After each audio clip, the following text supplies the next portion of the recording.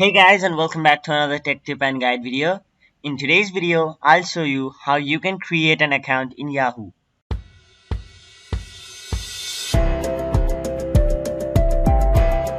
First of all, open any web browser on your mobile device or your desktop, and in the web address bar type in yahoo.com and hit enter.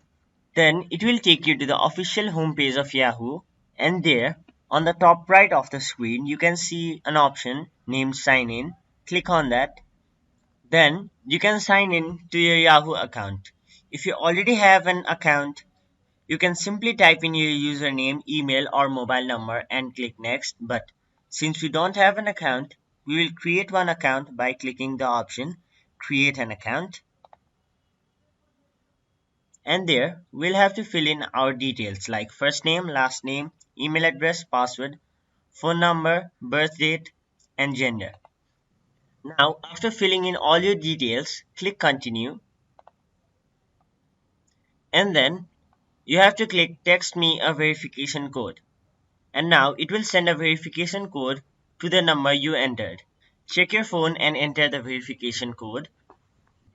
After entering the verification code, click verify, and there you have successfully created a Yahoo account.